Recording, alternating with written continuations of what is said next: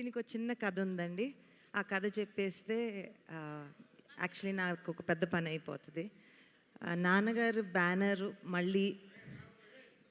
Banner మళ్ళీ SS creations అనే banner ఇంకో సినిమా తీయాలి, ఇంకో మంచి సినిమా తీయాలని ఎక్కడో మనసులో ఉండింది. అండ్ దానికోసం అందువల్లే యాక్చువల్లీ డెకాయిట్ స్టార్ట్ చేశాను. ఈ లోగోలో చిన్న చిన్న సింబల్స్ ఆఫ్ థింగ్స్ నాకు ఎంత ఇంపార్టెంటో అనేవి ఉన్నాయండి. మా తాతగారి పంచ, మా అమ్మమ్మ కుంకుమ, మా పాప పరిగెత్తే పాప, ముందు నడిపించే తాత,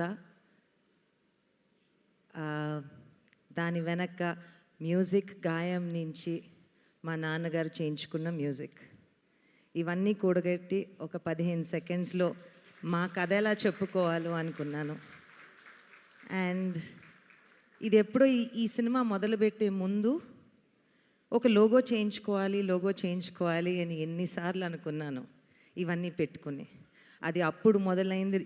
సినిమా ఎలా 2 ఏళ్ళు పట్టిందో అలానే లోగో కూడా నిన్న రాత్రే ఫైనల్ చేసుకున్నాం. దీంట్లో ఎస్ఎస్ క్రియేషన్స్ అంటే